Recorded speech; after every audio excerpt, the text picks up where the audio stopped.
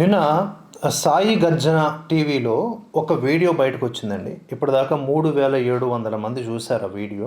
షిరిడీ సాయిబాబాను నిందించిన వెధవలుపై సాయి భక్తుల ఆగ్రహం, సాయి గర్జన టీవీ అని చెప్పి ఆ వీడియో నేను ఒకసారి ప్లే చేస్తాను, చూడండి.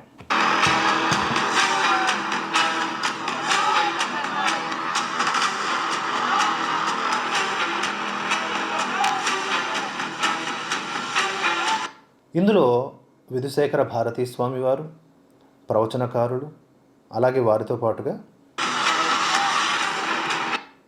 ఇక్కడ కనిపిస్తున్నటువంటి మేమంతా ఉన్నాం, ఫోటోల రూపంలో ఉన్నాం.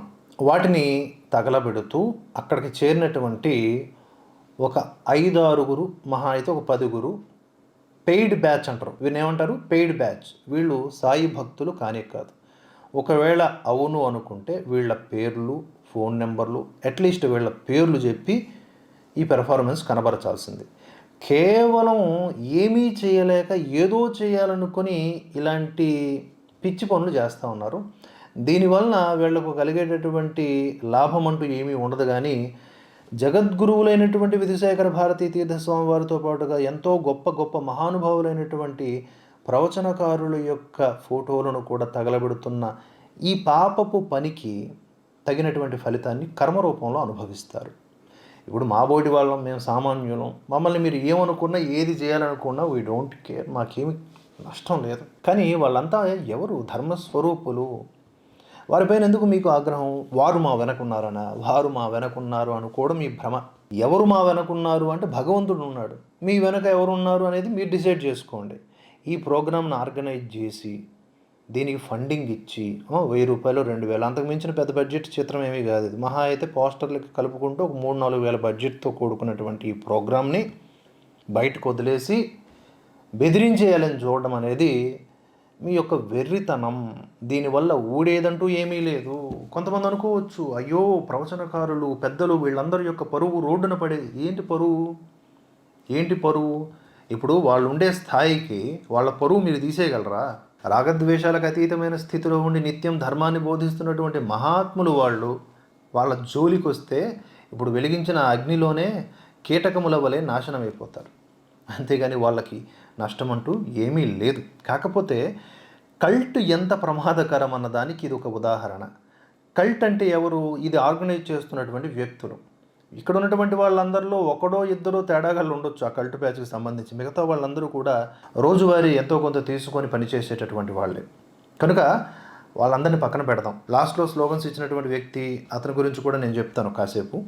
అయితే మనం గమనించాల్సింది ఏంటంటే ఇక్కడ 2 రకాల వాదనలు. ఒకటి, సాయిబాబా వివాదం అనేది ఇప్పటిది కాదు, ఎప్పటి నుంచో ఉంది. దీన్ని ఈ మధ్య ఎక్కువగా ముందుకు తీసుకువచ్చింది మనమే.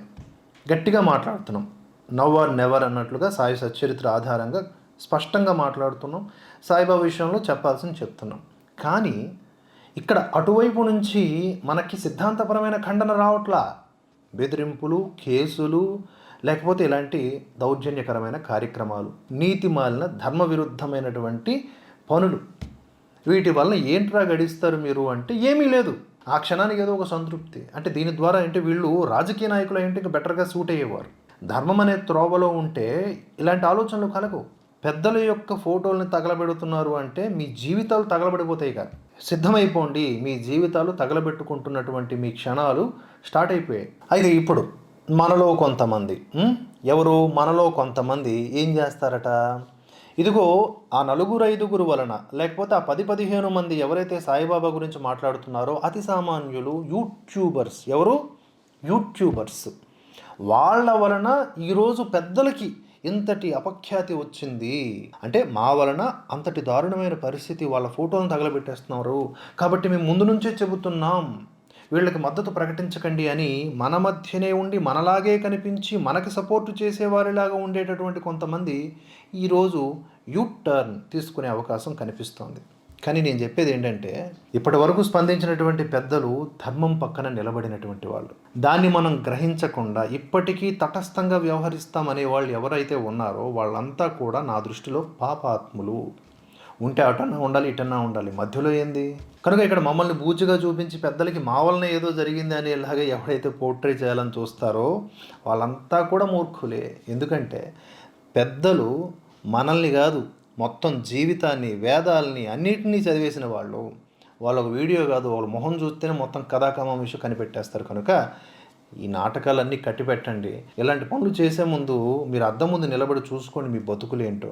ఇవి చేసేసి ఈ ఉద్యమాన్ని, స్వచ్ఛ సనాతనం అనేటటువంటి కార్యక్రమాన్ని అణచివేయాలని చూస్తే మీకంటే మూర్ఖులు, అధములు ఇంకొకరు ఉండరు.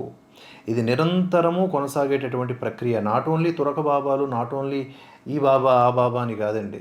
ఎంతోమంది ఎన్నో విధాలుగా ఈ సనాతన ధర్మానికి తూట్లు పొడుస్తూ ఉన్నారు. కాషాయం కట్టుకున్న దొంగ బాబాలు బోలెడు మంది ఉన్నారు. వీళ్ళందరూ కూడా ఇదే కోవకు వస్తారు. మన ధర్మానికి, సనాతన ధర్మానికి దొంగ బాబాలకి సంబంధం లేదు. ఓకేనా? ఇది క్లియర్గా ఉంది కదా? కనుక ఇలాంటి నిరసనలు చేసే వాళ్ళ యొక్క మైండ్ సెట్ ఏంటో అర్థం చేసుకోవాలి.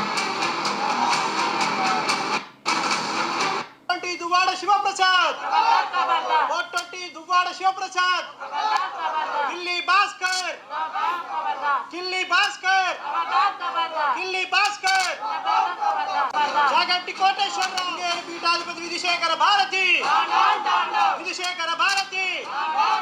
సామవేద షణ్ముఖ శర్మ. ఏ గుట్ట దగ్గర ఈ షూటింగ్ స్పాట్ అరేంజ్ చేసుకున్నారో కానీ మొత్తానికి పాపం వాళ్ళందరూ అమాయకులే. అక్కడ ఉన్న వాళ్ళందరూ అమాయకులే. సో పెద్దల్ని అందరినీ తిడుతూ చివరిలో బుద్ధి తెచ్చుకోండి రా, ఇక్కడికైనా ముందుకు రండి, లేకపోతే మీకు కూడా గుణపాఠం చెప్తాం. ఖబర్దార్. జై శ్రీ బాబా, జై శ్రీ బాబా, జై శ్రీ. ఏంటది? ఒకసారి మళ్ళీ చెప్పమ్మా తల్లి. ఖబర్దార్. జై శ్రీ బాబా, జై శ్రీ బాబా, జై. షిరిడి సాయిబాబా అని స్పష్టంగా పలకలేకపోతున్నటువంటి వ్యక్తులు చేసినటువంటి ధర్నా ఏంటిది? ధర్నా అనాలా లేకపోతే వీళ్ళకి బర్నాల్ మూమెంట్ అనాలా నాకు అర్థం కావట్లేదు. మళ్ళొకసారి వినండి. బుద్ధి తెచ్చుకోండి రా, ఇక్కడికైనా ముందుకు రండి, లేకపోతే మీకు కూడా గుణపాఠం చెప్తాం. ఖబర్దార్. జై శ్రీ బాబా, జై శ్రీ బాబా, జై శ్రీ బాబా. జై శ్రీ బాబా బాబా, శ్రీ బాబా సా బాబా లింబా చినికి దశన పోస్తేన ఫోట్ స్వహ అన్నట్టుగా ఉంది. ఏమైనా బుద్ధి ఉందా? నోటికి వచ్చినట్లు వాళ్ళు మాట్లాడుతుంటా నీ బుద్ధి ఏమైందిరా? నువ్వు కూడా నోరు మూసుకొని కూర్చున్నావు, గాజులు వేసుకున్నావా? గరికపాటి నీకు చెప్పుతున్నా, నువ్వు కానీ సమాధానం ఇవ్వకపోతే ఎక్కడ నువ్వు స్పీచ్ పెడితే ఇక్కడికి వచ్చి మేము అడ్డుకుంటాం. బాబాని తిడితే నువ్వు నోరు మూసుకొని ఉంటావా? బాబాని చూడండి, బాబా గారి గురించి గరికపాటి గారు పాజిటివ్గానే చెప్పారుగా. ఆయన సాక్షాత్ విష్ణు స్వరూపం, శివస్వరూపం అని ఆయన స్పీచ్లు ఇచ్చారుగా, ప్రవచనాలు ఇచ్చారుగా. ఆయన పట్టుకొని ఒరే అని మాట్లాడుతున్నారు. కనీస విలువలు లేవు. మళ్ళీ ఆయన ఎక్కడైతే ప్రవచనాలు ఇవ్వడానికి వెళ్తారో అక్కడికి వెళ్ళంటే నిరసన తెలియజేస్తారు, లేదా దాడులు చేస్తారంట. ఏంది చేసేది? దాడులు ఎరగొడతారు. ఏ కీలుకి ఆ కీలు సెపరేట్ చేసేస్తారు. అక్కడికి ఒకసారి ట్రై చేయండి. ఆయన వెళ్ళే చోటకి మీరు వెళ్ళి ఆయన మీదకి దుందుడుకుగా ఏదైనా ట్రై చేయండి.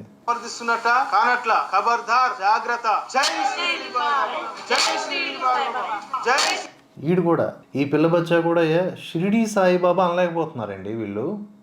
మనం ఇంకా స్పష్టంగా గౌరవిస్తున్నాం బాబా గారిని. బిబి బాబా బాబా అంటారేంటి? నేను అలా స్కిప్ చేస్తూ చూస్తున్న వీడియో ఇది.